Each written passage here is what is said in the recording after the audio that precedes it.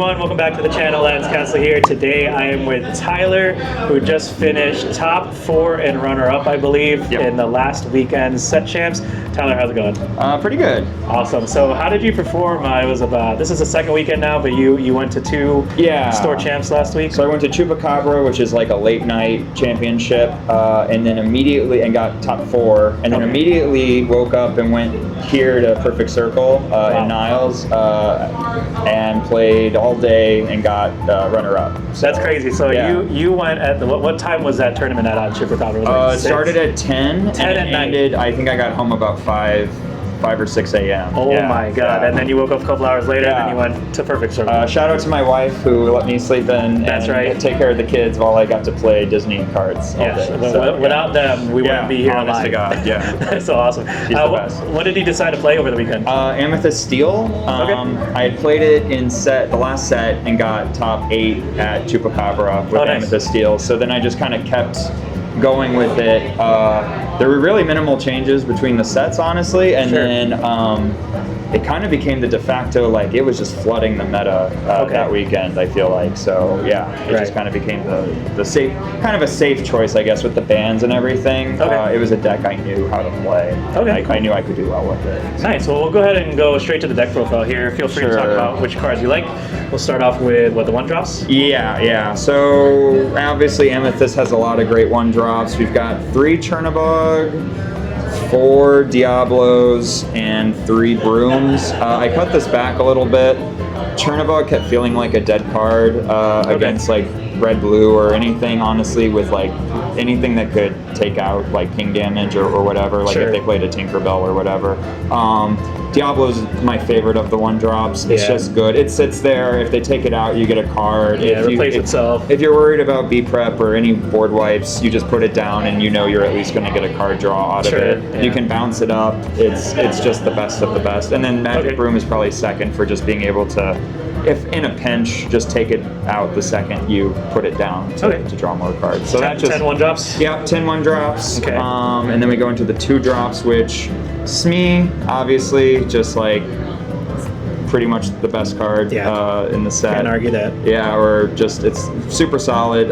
Calhoun, also a favorite 3 of. 4 is overkill, I think. I agree. And it just makes people afraid to turn sideways. So you can sit there with Calhoun on the board and quest your 1-drops. I will say my general strategy is, Smee, actually, I would prefer to have my 1-drops on turn 2. If I can drop like 3 1-drops on the board over Triple Smee, 1-drop opening? I would prefer that over Smee, just because the card draw early game and just keeping your hand going is way better in my mind. That makes sense. And then obviously if you have Calhoun versus Smee, I usually have to ink Smee to play Calhoun or something like that. Okay. So, yeah, but on the draw especially, Calhoun for the lower game. Just 3 Madamem snakes. I had 4, but I had to make a little room, and snake's one of those, like, I actually don't like seeing it early game. It's more of an end game finisher to bounce the goat or the cobra or whatever and just like get that extra lore, or like repeat, like play Pete again. So on like turn 5, so like by turn 5 I want a snake, but like not early game. So snake's usually there just for like the synergy, for the bounce for like Pete and stuff. I really don't like it. Like I don't want to bounce my Diablo to play snake on turn 2 generally, especially like now, like against Steel Song and stuff, they tend to have like strength and 3 characters out on board, and like they'll take Snake, they'll take out Calhoun. That's the other reason I like playing the 1-drops. I guess against like Steel Song and stuff, it's just like more things for them to have to deal with early versus like just feeling bad that I played Calhoun and then it got strengthed away. Nice. 4 Pete's. I was on 3 Pete's last set. I went to 4. Everyone's on 4. I think with the Steel Song and the meta coming back, and also the mirror matches, you just want to shut people down. It's always nice to be able to like say, I know nothing's coming and I can just kind of quest out or just certain decks you just destroy them. You just Jafar Wheel. You I can tell you a story about that later, but this shut down Jafar Wheel at least once. I was able to shut it down really hard with B. If you're anticipating the wheel or B prep or any major thing, tends to shut them down. For boxes. Sure. That's pretty much bread and butter.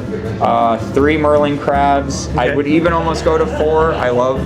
This might be my favorite card in the whole deck. I'm worried it's going to get rotated out. Oh man, yeah. I love it. It's like it's perfect for like you go up against locations. You go up against big bodies like a Robin Hood or something. Crash Diablo. Crash Diablo. It's my favorite. Probably my favorite thing to do is buff the 1-drop Diablo and take out like their Calhoun Smee or something like that. Smee. Yeah, it's so much value. It just feels great. Right. It can sing songs. It can bounce back to get even bigger, fun plays.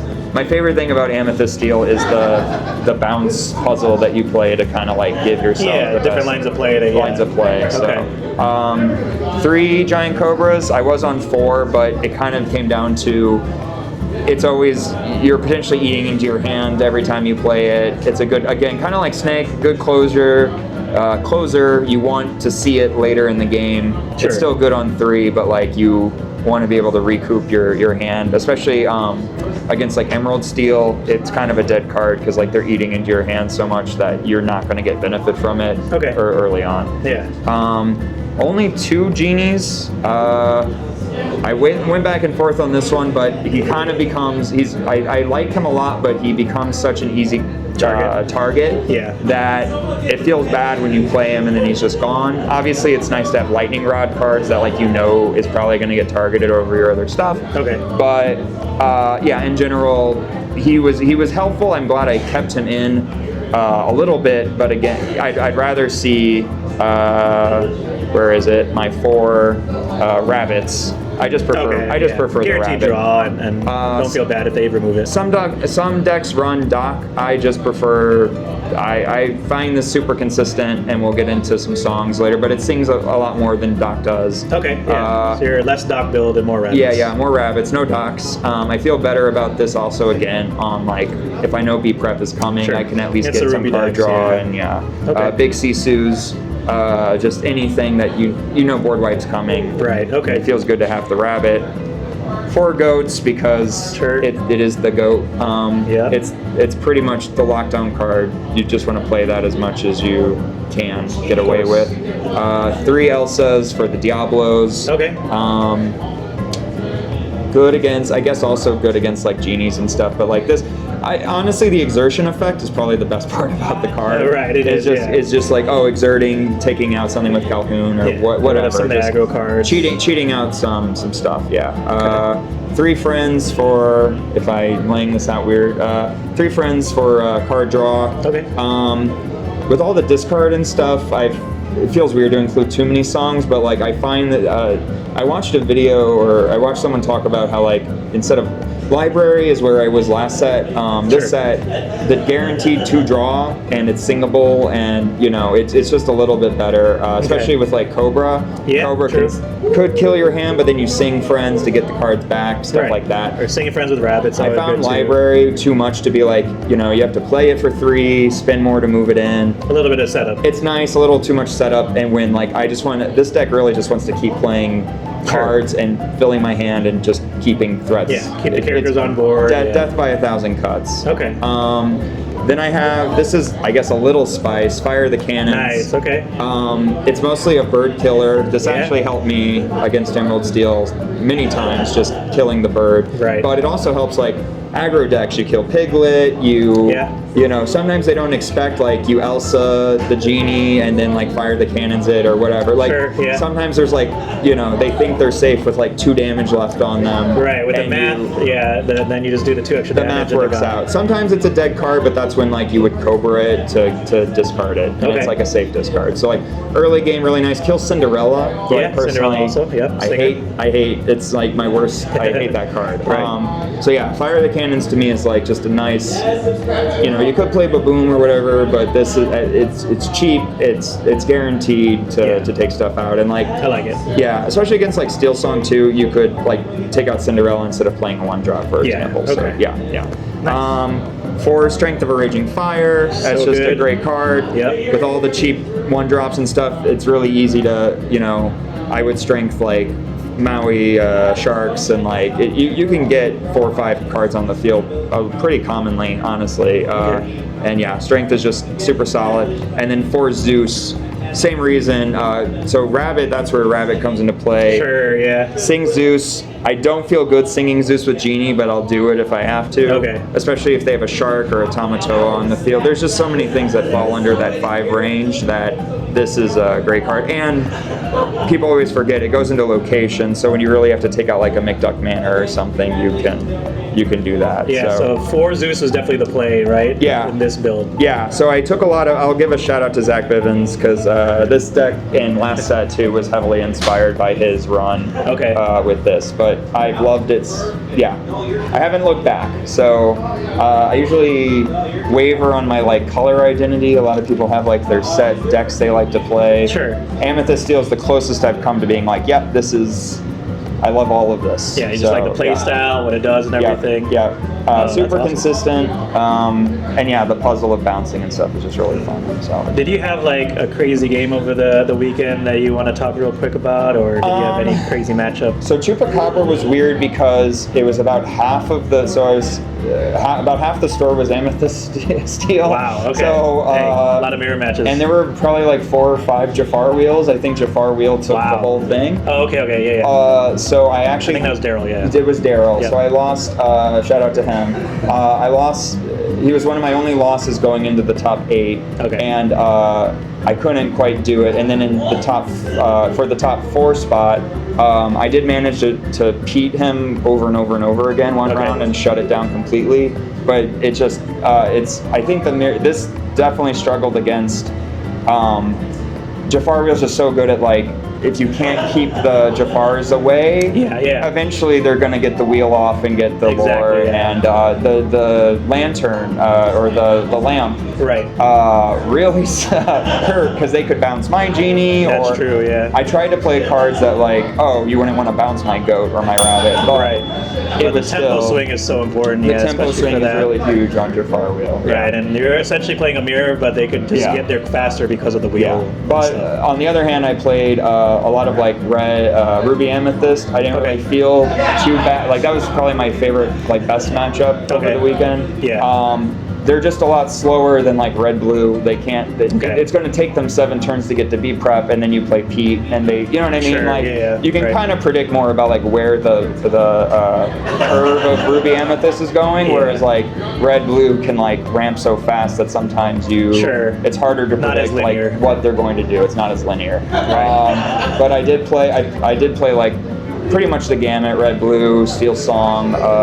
I really only struggled against the mirror, and then in the finals against, I mean, Nick is just a good player, but he had emerald steel, and he was just able to kill my hand to the point of I just couldn't draw the answers. But we did go into the 3rd round, so I felt pretty good about my overall performance. Yeah, I mean, especially coming from a late night Chupacabra from literally 10 o'clock at night to almost 5 in the morning. Yeah. A couple hours later coming here, that's a really awesome performance. You got top 4 and then runner up, so that's really cool. Right, yeah. And then in the last couple sets, I didn't win Stitch or Ursula or whatever, so this is the first set champ I feel like I've really started to like figure this game out a little bit. That's awesome. So yeah. I remember since you started the first couple sets and then just slowly grinded your way, and then little bit, and then finally found your deck and everything. That's awesome. Right. I know the set is coming up in a couple weeks, and we probably had about a little more than half of the revealed cards. Yeah. Are there any cards in set 8 that you think you're really excited to see? It doesn't have to necessarily be for Purple Steel, but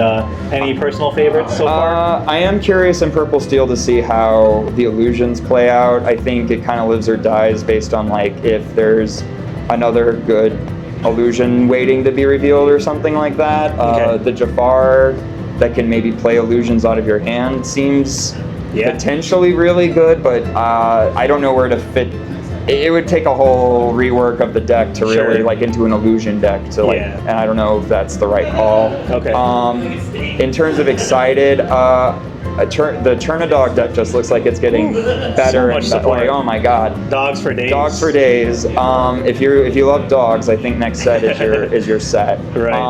And then they just revealed, I think my favorite might be the Fred card they just revealed. Oh, it's like a shift that Is it 5 cost or something like that? digs for Floodborn, and I just think that's such a clutch. Like I've been wanting blue green to kind of like pop off, so I think maybe. Also, it's just an emerald card, so you could put it in anything and dig for whatever Floodborn you need. So, right, it adds a consistency to certain decks and stuff. Yeah, I think it could be interesting. But yeah, honestly, that's my problem with color identity. Every set comes out with new cards, and you're like, ooh, shiny. Yeah.